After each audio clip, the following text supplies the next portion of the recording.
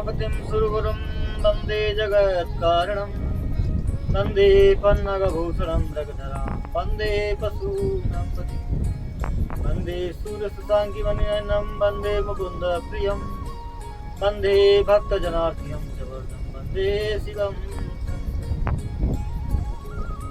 जैसा कि कल हमने श्रवण किया था किस प्रकार सप्तऋषि माता जगदम्बा पार्वती की परीक्षा लेने के लिए आई, अब हम उसके आगे की कथा आपसे कहेंगे।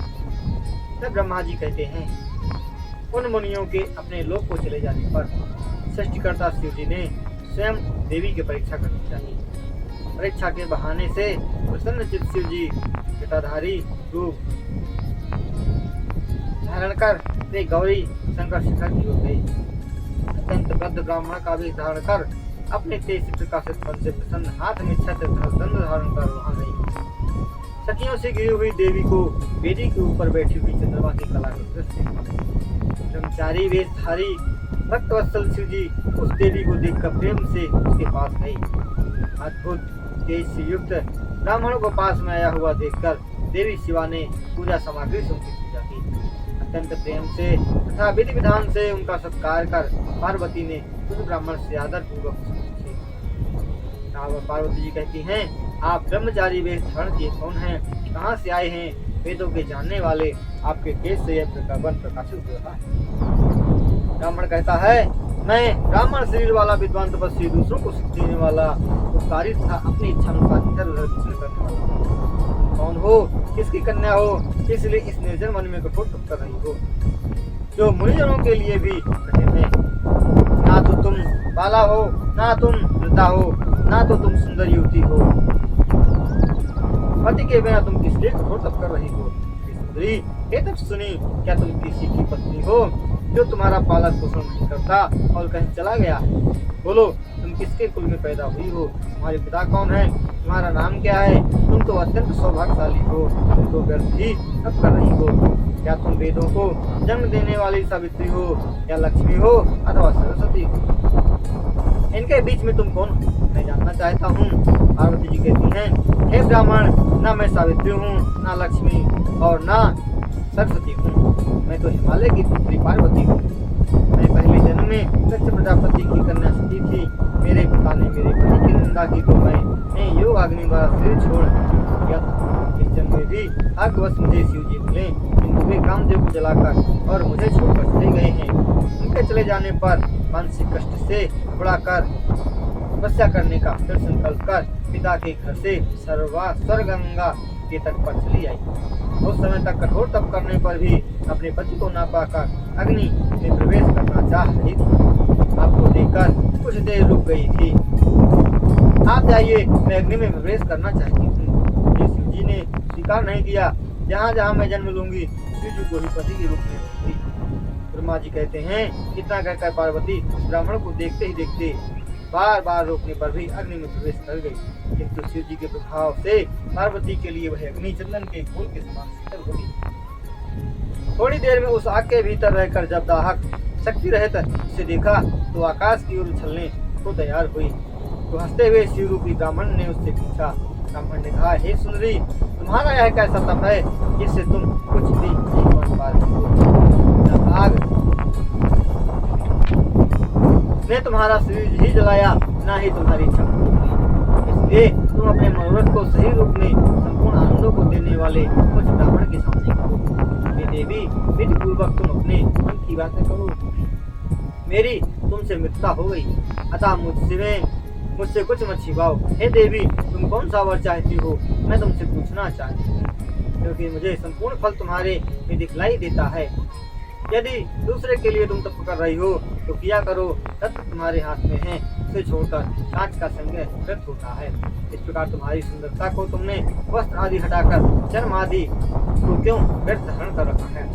इस तप का वास्तविक सब कारण बतलाओ, जिसे सुनकर मैं ब्राह्मण प्रसन्न हो सकूं। तब ब्रह्मा जी कहते हैं, इस प्रकार जब ब्राह्मण ने पूछा तो अंबिका ने अपनी सखी को उत्तर देने के लिए प्रेरित किया और उसी के मुख से सब कहलवा दिया। पार्वती द्वारा प्रेरित प्राण प्रिय तपस्या के रहस्य को जानने वाली विजया नामक सखी ने ब्रह्मचारी से कहा, हे सखी कहती है, हे साधु, मैं पार्वती की उत्तम चरित्र तथा तपस्या करने के कारण हुए। यदि तुम सुनना चाहते हो, मेरी यह सखी गिरिराज हिमालय की कन्या है। यह पार्वती नाम से प्रसिद्ध है। इसकी माता का नाम मीना है। इसका विवाह अभी नहीं हुआ है और यह शिव के अतिरिक्त किसी को पति के रूप में नहीं चाहती। इसलिए इसने 3000 वर्ष तपस्या की। उसी के लिए मेरी सखी ने ऐसा तपस्या किया। साधु विप्रवर, इसका कारण मैं कहती हूँ। ब्रह्मा विष्णु आदि प्रमुख देवताओं को छोड़कर वह पार्वती केवल पिनाकपाणी भगवान शिव को पति के रूप में प्राप्त करना चाहती है। विप्र, इस मेरी सखी ने पहले जो वृक्ष लगाए थे उन सब में फूल फल आज सब लग चुके हैं। इसके रूप की सफलता के लिए, पिता के वंश को शोभित करने के लिए तथा महेश को लक्ष्य कर कामदेव के अनुग्रह के लिए मेरी ये सखी नारद के उपदेश से कठोर तप कर रही है। ना मालूम इसका मनोरथ पूरा क्यों नहीं हो रहा है। हे विप्रवर, जो तुमने मेरी सखी के मन की बात सुनी थी वह मैंने प्रेम पूर्वक किया है। और क्या सुनना चाहते हो। ब्रह्मा जी ने कहा, विजया की इस प्रकार वास्तविक वचनों को सुनकर हे नारद, मैं ब्रह्मचारी शिव हंसते हुए कहने लगा। भाई ने कहा, सखी द्वारा कही गई ये बातें परिहास जैसी लग रही हैं। यदि सत्य है तो देवी अपने मुख से कहें। ब्रह्मा जी ने कहा, उस जटाधारी ब्राह्मण के ऐसा कहने पर पार्वती ने उस ब्राह्मण से उन सभी बातों को अपने मुख से कहा। शिव महापुराण में शिवा जटिल संवाद नामक 26वां अध्याय संपन्न हुआ। तब पार्वती कहती है, हे जटाधारी विप्रवर, मेरे संपूर्ण वृत्तांत को सुनो। मेरी सखी ने आज जो कहा है वह सर्वथा वैसा ही है। उसमें कुछ भी झूठी नहीं है। मैंने अनुसावाचारमणा शिव को पति रूप में स्वीकार कर लिया है। यह मैं सच कह रही हूँ, इसमें झूठ नहीं है। यद्यपि मैं जानती हूँ कि वह दुर्लभ वस्तु मुझे कैसे मिलेगी, तो ही मैं उस सुप्तावस्था में तपस्या कर रही हूँ। कहते हैं, उसने इतनी बातें कर गिरजा चुप हो गई। पार्वती की बातें सुनकर उस ब्राह्मण ने कहा, इतनी देर तक मेरी प्रबल इच्छा थी कि तुम यह देवी किस वस्तु की इच्छा से महान तप कर रही है। इसे जानकर अब मैं अपने स्थान को जाता हूँ। तुम्हारी जैसी इच्छा हो वैसा करो। यदि तुम मुझसे ना कहती तो मित्रता व्यर्थ हो जाती। जैसा कर्म तथा होनहार हो उसे ही कहना चाहिए। कहते हैं, इतनी बातें उससे कहकर जो ही उसने जाना चाहा, तब तक पार्वती देवी ने प्रणाम कर उस ब्राह्मण से पूछा, हे विप्रवर, आप कहाँ जा रहे हो? रुकिए, किसकी बात कीजिए। उसके ऐसा कहने पर चंद्रधारी ने रुक कर कहा, हे देवी, तुम भक्ति पूर्वक मुझे रोककर उससे कुछ सुनना चाहती हो, तो मैं वह सब तत्व की बात कहता हूँ जिससे तुम्हें ज्ञान की प्राप्ति हो। मैं महादेव को भली बात जानता हूँ, वे धर्मगुरु हैं। मैं ठीक कह रहा हूँ, तुम सावधान होकर सुनो। बैल पर बैठने वाले महादेव भस्मधारी जटाधारी बाघ के तथा हाथी के चमड़े को धारण करते हैं। हाथ में खप्पड़ लिए रहते हैं। उनके शरीर में सांप लिपटे रहते हैं। वे शिव तथा अगत्य वस्तुओं को खाते हैं। वे 3 आंखों वाले तथा हैं। उनके जन्म का किसी को ज्ञान नहीं है। घर तथा सुख भोग रहित है। दिगंबर 10 हाथों वाले भूत को रोज सदा घेरे रहते हैं। इस कारण से तुम उन्हें पति के रूप में चाहती हो। तुम्हारा ज्ञान कहाँ गया है? हे देवी, तुम विचार करो। मैंने उनके भयंकर व्रत को पहले सुना था। यदि तुम सुनना चाहती हो तो मैं तुम्हें सुनाता हूँ। दक्ष प्रजापति की कन्या हनी ने भाग्यवश शिव जी को पति के रूप में ग्रहण किया था। उसे क्या सुख भोग मिला, तुमने सुना होगा। यह सती कपाली की स्त्री है। यह जानकर दक्ष ने उसे छोड़ दिया। एक में भाग देते समय शिव जी को भी छोड़ दिया। वह सती इस प्रकार अपना तथा अपने पति का अपमान देकर क्रुद्ध होकर अपने अपने प्राणों के साथ शिव जी को भी छोड़ दिया। तुम स्त्रीरत्न हो, तुम्हारे पिता समस्त पर्वतों के राजा हैं। तुम किस लिए घोर तपस्या ऐसे पति को चाहती हो? तुम सुवर्ण मुद्रा देकर कहाँ चले लेना चाह रही हो? चंदन को छोड़कर कीचड़ का लेप करना चाह रही हो? सूर्य के तेज को छोड़कर जुगनू के प्रकाश को चाह रही हो? रेशमी वस्तु को त्याग कर चमड़ा पहनना चाह रही हो? घर के निवास को छोड़कर वनवास की इच्छा कर रही हो? उत्तम खजाने को छोड़कर लोहा बटोरना चाह रही हो? इंद्र आदि लोकपालों को छोड़कर तुम शिव जी के प्रति विरक्त हो, यह उचित नहीं है। यह तो लोक विरुद्ध भी है। कहाँ तुम कमल लोचना हो और कहाँ वह त्रिलोचन, कहाँ तुम अनोखी हो और कहाँ वह 5 मुखों वाला शिव। तुम्हारे सिर पर सापिन के सदस्य सुंदर चोटी है और शिव जी के सिर पर प्रसिद्ध जटाजूट है। तुम्हारे अंगों पर चंदन है और शिव के अंगों पर चिता का भस्म है। कहाँ तुम्हारे शरीर पर रेशमी वस्त्र और शिव के शरीर पर गज चर्म है। कहाँ तुम्हारे शरीर पर दिव्य आभूषण और कहाँ शिव के शरीर पर सांप। कहाँ तुम्हारे सेवक देवता, कहाँ वह भूत बलिप्रिय। कहाँ तुम्हारे घर मृदंगवाद, कहाँ उनके घर डमरू। कहाँ इधर फेरी का शब्द और कहाँ वहाँ अशुभ संगीनाद। कहाँ ढोलक का शब्द, कहाँ अशुभ भूत प्रेतों के ठल्ले का शब्द। इस प्रकार आपकी तथा शिव जी की जोड़ी नहीं बैठती। यदि उनके पास धन होता नंगे क्यों रहते, वाहन बैल है, ऐसा लगता है उनके पास कुछ भी नहीं है। स्त्रियों को सुख देने वाले गुणों में जो गुण देखे जाते हैं उस विपुराक्ष में उनमें एक भी गुण नहीं है। हमारा प्रिय कामदेव भी उस शिव ने जला डाला है। वह सदा अकेले रहता है, शेष करते विरक्त रहता है। इसलिए तुम शिव से अपना मन मत जोड़ो। कहाँ तुम्हारे गले की हार और कहाँ शिव जी की गले की मुद्रा, कहाँ तुम्हारी शरीर में लगा हुआ अंगराग, कहाँ उसके शरीर में लगी हुई चिताभस्म। हे देवी, हमारे साथ शिव जी के रूप आदि सब परस्पर विपरीत हैं। तुझे जो अच्छा नहीं लगता, तुम्हारी जैसी इच्छा हो वैसा करो। जो कुछ अग्रह वस्तु है उन सबको तुम स्वयं चाह रही हो, उससे अब से अपना मन हटा लो, अथवा जो चाहती हो वैसा करो। ब्रह्मा जी ने कहा, उस ब्राह्मण के इस प्रकार से शिव निंदा युक्त वचनों को सुनकर पार्वती क्रोध होकर उस ब्राह्मण से कहने लगी। इस प्रकार शिव महापुराण में ब्राह्मण रचित ब्राह्मण चरित्रतारण वाक्य वर्णन नामक 27वां अध्याय संपन्न हुआ। पार्वती कहती हैं, इतनी देर में तक मैंने सोचा था कि कोई और आया है, अब मेरी समझ में आ गया है तुम विशेष रूप से मारने योग्य नहीं हो। हे देव, तुमने जो कुछ कहा वह सब झूठा है। यदि तुम उनको जानते तो उनके चरित्र का विपरीत कैसे कहते। क्या कभी उस प्रकार का वेश धारण के वे निष्ठुर दिखलाई देते हैं? वे तो पर ब्रह्म हैं, अपनी लीला से शरीर धारण करते हैं। ब्रह्मचारी का स्वरूप धारण कर ये ठगने के लिए तत्पर हो, कपटी रूप धारण कर अनचिर वचन कहते हो। मैं शिव जी के रूप को भली भांति जानती हूँ, इसलिए मैं विचार कर शिव तत्व का वर्णन करती हूँ। वास्तव में वे निर्गुण ब्रह्म हैं, कारण विशेष से वे सगुण रूप धारण करते हैं। निर्गुण होते हुए भी जो सगुण रूप धारण कर ले उसकी जाति कहाँ से होगी। वे सदाशिव सभी विद्याओं के मूल स्थान हैं। उन पूर्ण परमात्मा को साधारण विद्या से क्या प्रयोजन है। स्वास्थ्य रूप से जिन्होंने पहले वेदों को विष्णु को दिया, उस शिव से समान स्वामी कौन है। जो सबके आदि कारण हैं, उनकी अवस्था का क्या प्रमाण हो सकता है। जिससे प्रकृति की उत्पत्ति हुई, अतः वह शक्ति शिव जी के प्रति कारण कैसे हो सकती है। शक्ति के स्वामी उस शिव का तो जो सदा भजन करते हैं, उन्हें शिव जी सदा रहने वाली तीन शक्तियों को देते हैं। का भजन करने से मनुष्य निडर होकर मृत्यु को जीत लेता है, इसलिए उनका मृत्युंजय नाम तीनों लोगों में स्थित है। इसी बात से विष्णु को विष्णु तत्व और ब्रह्मा को ब्रह्म तत्व, तो तथा देवताओं को देवतत्व प्राप्त करते हैं। इस प्रकार सबसे पहले देवराज इंद्र शिव जी का दर्शन करने जाते हैं, वैसे ही अन्य प्राणी तथा शिव जी के द्वारपाल जाते हैं।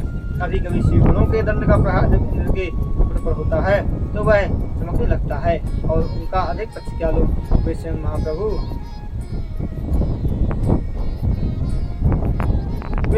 महाप्रभु हैं।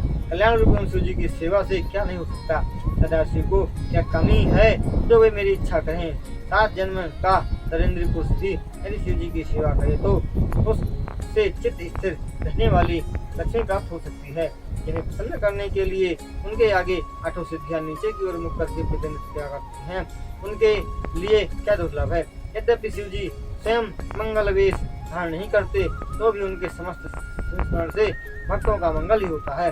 जिनकी पूजा करने से भक्तों की कामनाएं पूर्ण हो जाती हैं, उन निर्विकार शिव में विकार कहाँ से आएगा। जिस पुरुष के मुख में सदैव शिव नाम रहता है, उसके दर्शन मात्र से ही दूसरे लोग पवित्र हो जाते हैं। जैसा तुमने कहा है कि चिता की राख अपवित्र होती है, यदि यह सत्य होता तो शिव जी के अंगों में लगी राख भस्म को देवता शिव क्यों करते। जो देव सगुण रूप धारण कर के संसार का कर्ता पालन तथा विनाशक है, ऐसा वह निर्गुण शिव संज्ञा वाला कैसे हो सकता है। परमात्मा शिव ब्रह्म रूप से निर्गुण है, उनमें विमुख रहने वाले तुम्हारे जैसे उन्हें कैसे जान सकते हैं। जो दुराचारी पापी तथा वेदमुख हैं, वे निर्गुण शिव जी के तत्व को नहीं जान सकते हैं। जो पुरुष शिव तत्व को जानकर उनकी निंदा करता है, उसके जन्म भर कमाए हुए पुण्यों का नाश होता है। अत्यंत तेजस्वी शिव जी की जो तुमने यहाँ निंदा की और मैंने तुम शिवनंद की पूजा की, उस कारण मुझे भी पाप लगेगा। शिव ध्रुव को देखकर सत्य स्नान करना चाहिए और उसका प्रायश्चित करना चाहिए। अरे दोस्त, तुमने कहा मैं शिव जी को जानता हूँ, निश्चित ही तुम उस सनातन शिव को नहीं जानते। शिव जी जैसे भी हों, भले ही वे अनेक रूप वाले हों, वे सज्जनों की सदा निर्विकार रहने वाले मेरे प्रीतम हैं। महात्मा की तुलना में ब्रह्मा विष्णु भी नहीं है, अन्य देवताओं की बात ही क्या करें जो सदा काल के अधीन रहते हैं। इस प्रकार अपनी सत्य बुद्धि से विचार कर शिव जी को प्राप्त करने के लिए मैं वन में आकर कठोर तप कर रही हूँ। वे ही परम सर्वेश और भक्तों के प्रिय हैं। तीनों पर कृपा करने वाले उन्हीं को पाने की इच्छा है, मेरी इच्छा है। ब्रह्मा जी ने कहते हैं, मुनि है मुनि। इतना कहकर गिरिराज पुत्री गिरजा चुप होकर निर्विकार मन से शिव का ध्यान करने लगी। गिरजा की बातों को सुनकर ब्राह्मण जारी जो ही कुछ और कहना चाह रहा था। शिव भक्ति में जिसका मन लगा है और जो शिव निंदा से विमुख है, ऐसी गिरजा ने अपनी सखी विद्या सखी को कहा। गिरजा ने कहा, हे सखी, उस नीच ब्राह्मण को तुम रोको, यह फिर कुछ कहना चाह रहा है। अब यह शिव जी की निंदा करेगा। केवल शिव निंदा करने से ही पाप नहीं लगता, अपितु जो उस निंदा को सुनता है वही पाप का भागी होता है। शिव का कर्तव्य है कि वे शिव निंदक को मार दें। यदि वह ब्राह्मण है तो उसे छोड़ दें और वहां से उसे चले जाना चाहिए। यह दुष्ट फिर शिव निंदा करेगा। यदि ब्राह्मण होने के कारण यह मारने योग्य नहीं है तो भी इसे छोड़ देना चाहिए और इसे देखना नहीं चाहिए। हम लोग शीघ्र इस स्थान को छोड़कर दूसरी जगह चले जाएंगे, इससे फिर न करना।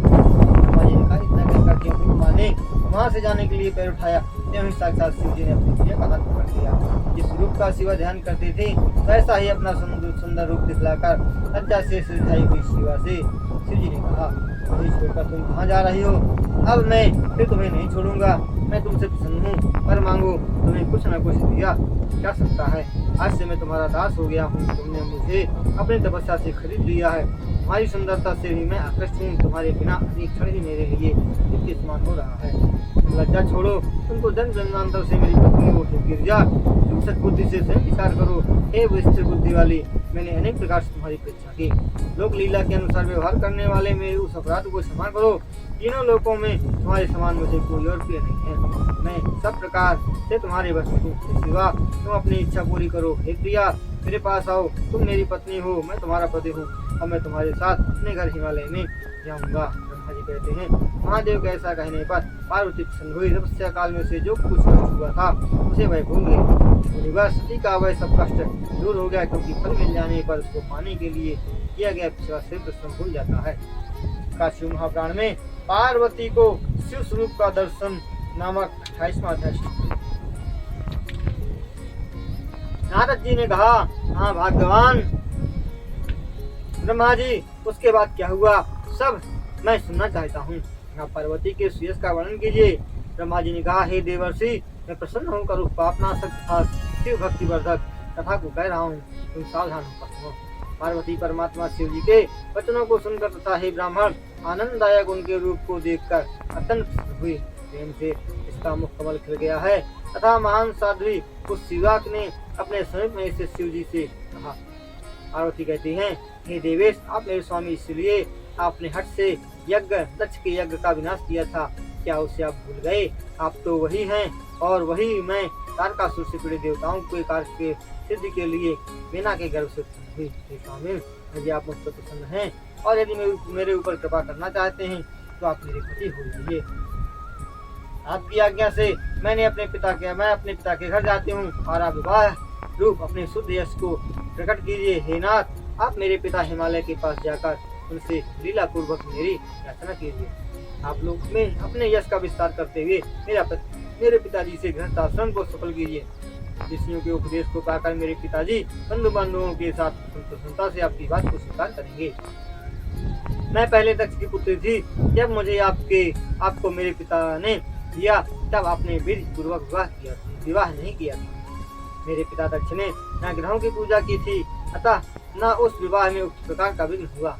प्रभु, हे महादेव, इस बार देवताओं के कार्य को सिद्ध करने के लिए यथोचित विधि से आप मेरे साथ विवाह कीजिए। निश्चित रूप से विवाह की जो विधि है इस बार उसी प्रकार आप मेरे साथ विवाह करें, इससे मेरे पिताजी ने ये समझ जाएं कि मेरी पुत्री ने उत्तम तप किया था। ब्रह्मा जी कहते हैं, इस प्रकार वचनों को सुनकर शिव जी ने प्रसन्न होकर गिरिजा से कहा, हे पार्वती, मेरी बात को सुनो। जैसे मंगल हो और जिस प्रकार कोई विघ्न बाधा न हो वैसा तुम कर डालो।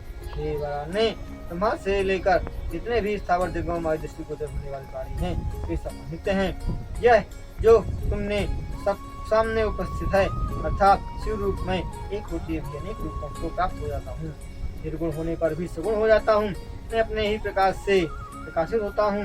अब तुम्हारे प्रकाश से युक्त हो गया हूँ। हे देवी, यद्यपि मैं सुतम था पर तुमने मुझे परतंत्र कर दिया है। सब कुछ करने वाली प्रकृति तथा महामाया तुम ही हो। यह संपूर्ण संसार माया रूपी है और मैंने इसे अपनी उस्तक बुद्धि से धारण कर रखा है।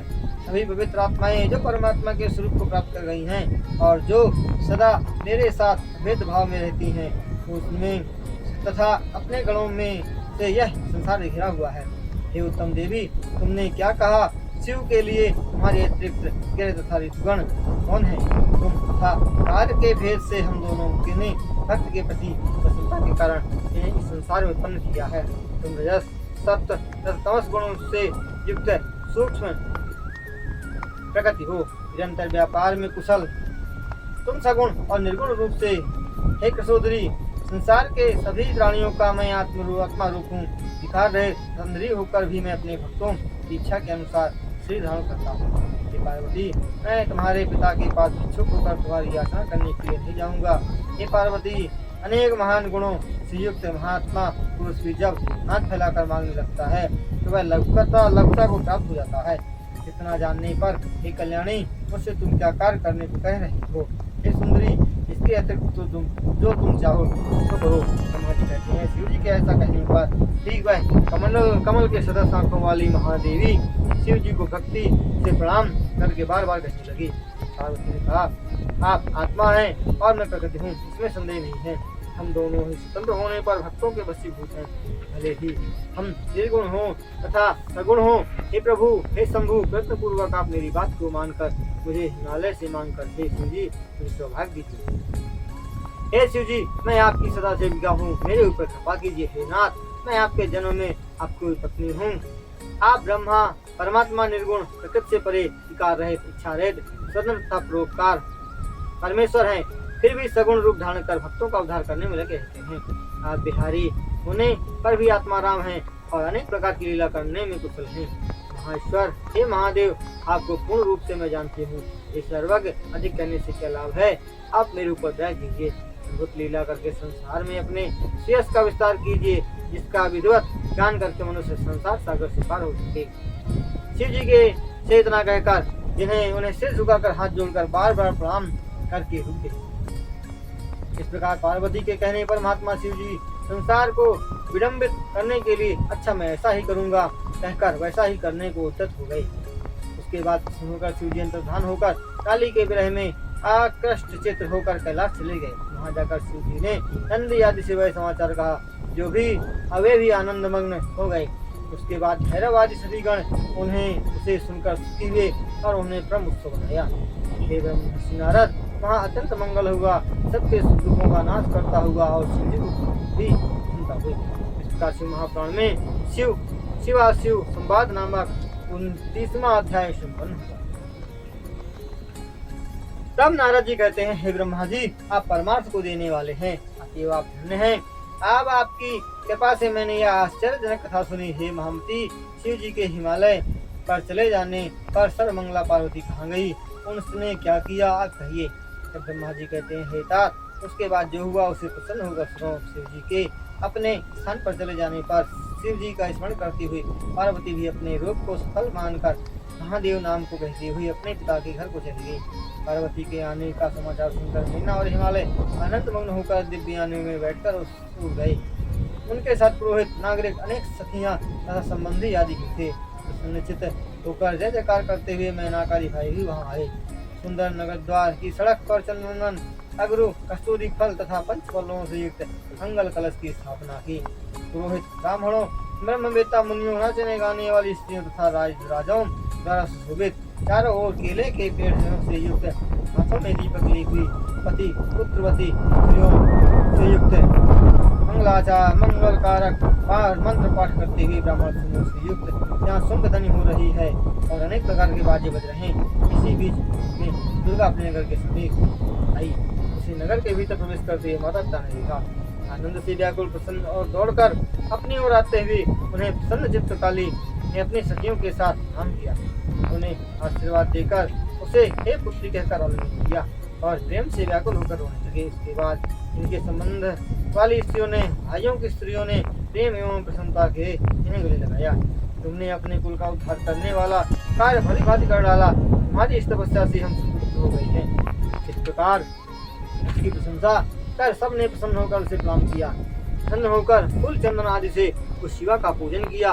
उसी समय विमान द्वारा आकाश में आकर देवताओं ने प्रसन्न होकर फूल बरसाए, प्रणाम किया और वीर स्तुति उनकी स्तुति की।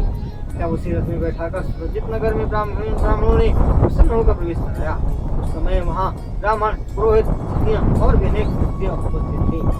इन्होंने आदर के साथ उसे घर प्रवेश कराया। ये मुनिवर स्त्रियों से उसके ऊपर लावा बिखेरे और ब्राह्मणों ने आशीर्वाद किए। उस समय हिमालय और मीना अत्यंत प्रसन्न थे। उन्होंने अपने गृहस्थाश्रम को इसलिए सफल माना कि पुत्र से कन्या अच्छी होती है। हिमालय ने नारद की स्तुति करते हुए उससे कहा, तुम धन्य हो, तुम धन्य हो। गिरिराज ने उस समय सूत, मागध और बंदीजनों को धन दिया और ब्राह्मणों से मंगल पाठ और उत्सव कराया।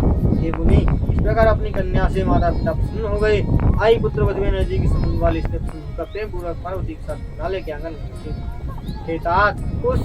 तब उस हिमालय ने प्रसन्न होकर आए हुए लोगों का सम्मान किया और स्वयं गंगा स्नान करने चला गया। इस बीच लीला अच्छे नट का रूप धारण कर मेना के पास आए और बाएं हाथ में श्रृंगी, दाहिने हाथ में डमरू और पीठ में गुदड़ी रखे हुए लाल कम्बल धारण कर नाच गाने लगे। चतुर यह उत्तम नट का रूप धारण कर मेना के आंगन में प्रवेश में प्रसन्न होकर नाचने लगे।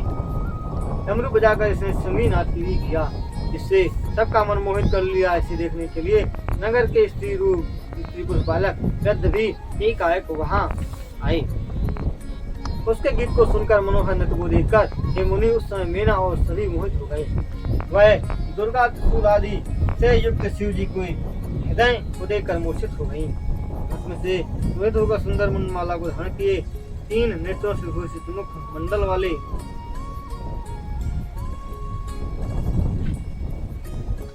सांपों की जनेऊ धारण किए हुए वर मांगो ऐसा कहते हुए वर वर्ण के शिवजी दीन बंधु दया सिंधु सब प्रकार के सुंदर हृदय में स्थित शिव जी को देखकर उस शिवा ने प्रणाम किया और मन में यह वर मांगा, तुम मेरे पति हो जाओ। हृदय से तथा प्रेम से शिवा को वर देकर वे अंतर्धान हो गए। फिर वह भिक्षुक वहां नाचने लगा। तब मीना ने उनके स्वर से प्रसन्न होकर स्वर्ण पात्र में स्थित रत्नों को देने के लिए गई। उन रत्नों को उन्होंने स्वीकार नहीं किया, अपितु इन्होंने मीना से इच्छा में पार्वती को मांगा। वे नाच गाना करने लगे। मीना उनके वचन को सुनकर खुद और आश्चर्यचकित हुई। उसने भिक्षुक को झिड़का और उसे बाहर निकलना चाहा। इस बीच गंगा स्नान करके हिमालय भी आ गए। उन्होंने अपने आंगन में स्थित मनुष्य की आकृति वाले एक भिक्षुक को देखा। मीना के मुख से समाचार सुनकर वह क्रोधित हुआ और उसने नौकरों को आदेश दिया, इस नट को बाहर करो। हे मुनिवर, जलती हुई आग के सदस्य छूने के अयोग्य तेज से युक्त उस नट को कोई बाहर नहीं कर सका। अनेक लीला कुशल उस नट ने हिमालय को अपना अंत प्राव दिखलाया। हिमालय ने उन्हें तत्काल विष्णु रूपधारी किरीट, कुंडल, पीत वस्त्र तथा 4 हाथों से युक्त देखा। जो पूजा काल में उसने विष्णु को फूल चढ़ाए थे वे सब उनके शरीर में दिखलाई दिए। तब उसके राज ने 4 मुख वाले लाल वर्ण वाले ब्रह्मा के रूप में देखा जो वेद मंत्रों को पढ़ रहे थे। उसके बाद गिरिराज ने आश्चर्यकारक संसार के नेत्र रूपी सूर्य जैसा क्षण में देखा। उसके बाद हिमालय ने आश्चर्यकारक पार्वती सहित प्रसन्न तथा तेजस्वी स्वरूप में देखा। फिर तेज स्वरूप निराकार, निरंजन, निरुपाधि, इच्छा रहित, आश्चर्यजनक तथा अरूप देखा। इस प्रकार उनके अनेक रूपों को देखकर आश्चर्यचकित होकर हिमालय आनंदित हुआ। तुरंत उन श्रेष्ठ भिक्षु को उसने उसकी कन्या को भिक्षा में मांगा और उनसे कुछ नहीं लिया। शिवजी की माया से मोहित होकर गिरिराज ने उसके प्रस्ताव को स्वीकार नहीं किया। उसके बाद बिना कुछ लिए ही भिक्षु को ही अंतर्धान हो गया। तब मीना और गिरिराज को ज्ञान हुआ कि हम दोनों को ठग कर भगवान शिवजी से ले गए हैं। यह विचार कर दोनों ने मन में शिवजी के प्रति मोक्ष देने वाली, आनंद देने वाली उत्कृष्ट भक्ति उत्पन्न हुई। इस प्रकार से महापुराण में पार्वती प्रत्यागमन महोत्सव वर्णन नामक 30वां अध्याय संपन्न हुआ। तब ब्रह्मा जी कहते हैं, हे नारद, उन दोनों की शिव जी के प्रति निश्चल भक्ति को जानकर इंद्र आदि सभी देवता चिंता करने लगे। देवताओं ने कहा, यदि हिमालय दृढ़ भक्ति से शिव जी को अपनी कन्या दे देगा तो वह तेजस्वी निश्चित मोक्ष प्राप्त करेगा। यदि अनंत रत्नों की आधार इस पृथ्वी को छोड़कर जाएंगे तो वह रत्नगर्भा भूमि अपने अर्थ से रहित हो जाएगी। स्थावर को छोड़कर अपनी कन्या शिव जी को देकर वह हिमालय नित्य रूप धारण कर शिवलोक को जाएगा। वहां जाकर निसंदेह शिव की सारूपता को पाकर वहां उत्तम भोगों को भोग कर अंतिम मोक्ष प्राप्त करेगा। ब्रह्मा जी ने कहा, सभी देवता इस प्रकार आपस में विचार कर हिमालय के पास गुरु को भेजने की सोचने लगे। हे नारद, अपने स्वार्थ की सिद्धि के लिए इंद्रादि सभी देवता प्रेम भाव से गुरु के घर गए। इंद्रादि सभी देवता वहां जाकर गुरुदेव को प्रणाम कर आदर से अपनी बात कहने लगे। देवताओं ने कहा, हे गुरुदेव, आप हमारी कार्य की सिद्धि के लिए हिमालय के घट तक पूर्वक शिव जी की निंदा कीजिए। शिव जी के बिना दुर्गा दूसरे के साथ विवाह नहीं करेगी, अनिच्छा से वह अपनी कन्या को लेकर पूर्ण फल नहीं पाएगा। इस प्रकार हिमालय भूलोक में स्थित है गुरु, क्योंकि वह अनेक रत्नों का आधार है, अतः उसे भूतल पर स्थित कीजिए। इस प्रकार देवताओं की बातों को सुनकर गुरु ने उन वचनों को स्वीकार नहीं किया। गुरु ने भी शिव का नाम स्मरण कर कानों पर हाथ रखा। उदार बुद्धि वाले गुरु महादेव का स्मरण कर देवताओं को धिक्कार कर बार बार कहेंगे, सभी देवता स्वार्थी हैं और दूसरे के हित के विध्वंसक हैं। शंकर की निंदा करके मैं निश्चित नरक हो जाऊंगा। हे महादेव, हे देवताओं, तुम लोगों के बीच में हिमालय के पास जाए और गिरजा को समझाकर अपना भला कर दे। यदि वह अनिच्छा से कन्या देगा तो वह भूमि पर ही रहेगा, और भक्ति पूर्वक कन्या देगा तो निश्चित रूप से मोक्ष पाएगा। बाद में सभी सप्तऋषि हिमालय को समझाएंगे कि दुर्गा शिव जी के अतिरिक्त दूसरे का हवन नहीं करेगी। अथवा हे देवताओं, आप इंद्र को लेकर ब्रह्मलोक को जाओ और ब्रह्मा जी को अपना समाचार सुनाओ, वे आप लोगों का कार्य करेंगे। और ब्रह्मा जी कहते हैं, सुनकर हम देवताओं ने आपस में विचार किया। उसके बाद वे सभी मेरी सभा में आए और उस विषय को लेकर आदर से उन्होंने मुझसे निवेदन किया। हे मुनि, शिव निंदा के प्रस्ताव वाली देवताओं की इस बात को सुनकर हे मुझ वेद वक्ता ने विलाप करते हुए कहा, हे पुत्रों, मैं इस असही शिव निंदा को करने में समर्थ हूँ। यह संपत्ति नाशक तथा विपरीतों की मूल कारण है। हे देवताओं, तुम लोग कैलाश जाकर शिव जी को प्रसन्न करो, उन्हें हिमालय के घर बुलाओ। हे गिरिराज के पास जाकर अपनी निंदा करें, क्योंकि दूसरे की निंदा विनाश का और अपनी निंदा यश की वृद्धि का कारण हो सकती है। कहा, वे देवता मेरी बात को सुनकर मुझसे प्रणाम कर प्रसन्न होकर शैलराज के पास कैलाश को गए। वहां जाकर देवता शिव जी को देखकर सिर झुकाकर उन्हें प्रणाम कर हाथ जोड़कर शिव जी की स्तुति करने लगे।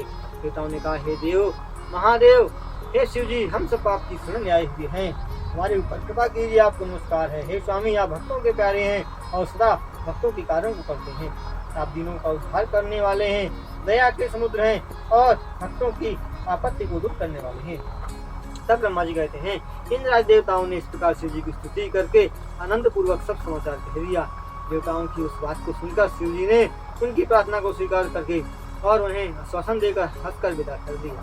सभी देवता अपने घर जाकर कार्य को सिद्ध हुआ समझकर प्रसन्न हुए, सदा शिव की प्रशंसा करने लगे। उसके बाद मायापति भक्तवत्सल विकार रहित महादेव शिव गिरिराज के पास गए। तब गिरिराज प्रसन्न होकर बंधु बांधव तथा पार्वती सहित संभा के बीच में सिंहासन पर बैठे थे। इसी बीच वहां उज्जवल तिलक, सुंदर वस्त्र, छाता तथा दंड धारण किए हुए सदैव शिव आ गए। हाथ में स्फटिक माला, गले में शालग्राम धारण किए हुए भक्ति पूर्वक हरि के नाम का जप करते हुए साधु का वेश धारण ब्राह्मण के रूप में थे। इसको देखकर हिमालय ने अपने बंधु बांधवों के साथ उठ खड़े हुए और अपूर्व अतिथि को देखकर धनुष किया। ब्राह्मण रूपी अपने प्राणपति को भक्ति पूर्वक पार्वती ने भी प्रणाम किया। उन्हें पहचान कर पार्वती ने प्रसन्न होकर उनकी स्तुति की। ब्राह्मण रूपी शिव जी ने सबको आशीर्वाद दिया। हे तात, शिवा को हृदय से उसका इच्छित आशीर्वाद दिया। हिमालय गिरिराज ने आदर से जो मधुपर्क आदि दिया था उसे स्वीकार किया। हे मुनि, उस ब्राह्मण की विधिवत पूजा करके गिरिराज हिमालय ने उस ब्राह्मण से कुशल पूछी। फिर शैलेश ने पूछा, आप कौन है? शीघ्र ही ब्राह्मण ने गिरिराज से आदर पूर्वक कहा। ब्राह्मण ने कहा, हे गिरिराज, मैं विद्वान वैष्णव ब्राह्मण हूँ, ज्योतिष वृत्ति का सहारा लेकर भूतल में घूमता हूँ। मैं अपने गुरु की कृपा से मन के समान चलने वाला, सर्वत्र गमन की शक्ति वाला, सर्वज्ञ परोपकारी, शुद्ध आत्मा वाला, दया सिंधु तथा विकारों का नाश करने वाला हूँ। मुझे मालूम है कि तुम अपने इस कमल के सदस्य गुरु की रूप वाली सुलक्षणा कन्या को शिव को देना चाहते हो। वह तो निराश्रय असंग कुरूप नाश करने वाला है, निर्गुण शमशानवासी सर्पों को धारण करने वाला योगी है, नंगा रहने वाला, मलिन शरीर वाला, सांपों का भूषण धारण करने वाला, जिसके कुल का पता ही नहीं है, पुलिस तथा विहार करने वाला है। वह शरीर में भस्म लगाए रहता है, क्रोधी विवेकी, जिसकी अवस्था का पता नहीं है, तथा जटा धारण करके रहता है। सबको आश्रय देने वाले, भ्रमण करने वाले, सांपों की माला पहनने वाले, भिक्षु और कुमार्ग में लगे हुए तथा कट से वेद मार्ग को छोड़ने वाले हैं। हे पर्वत, यह देह तुम्हारी बुद्धि मंगल कारक नहीं है। हे ज्ञानियों में शेष, नारायण के कुल में उत्पन्न तुम समझो, पार्वती को देने योग्य वह पात्र नहीं है। इस समाचार को जो सुनेगा वह हंसी करेगा। हे गिरिराज, देखो कोई का कोई बंधन नहीं है। तुम महारत्नाकर हो और उसके पास कुछ भी धन नहीं है। गिरिराज, तुम पार्वती को छोड़कर अपने बंधुओं मीना पुत्रों सहित सभी पंडितों से पूछो। हे गिरिवर, रोगी को औषधि अच्छी नहीं अपितु महादोष कारक अपथ्य ही अच्छा लगता है। ब्रह्मा जी कहते हैं, अनेक लीला करने वाले ब्राह्मण रूपी शिव इतना कहकर और भोजन करके शांति होकर अपने घर चले गए। इस काल शिव महापुराण में शिव माया वर्णन नामक 21वां अध्याय संपन्न हुआ। वंदे देवोमापतिं सुरगुरुं वंदे जगत्कारणं वंदे पन्नगभूषणं मृगधरां वंदे पशूनां पतिं वंदे सूर्यशशाङ्कमणिनयनं वंदे मुकुन्दप्रियं वंदे भक्तजनार्तिहं च वरदं वंदे शिवम्।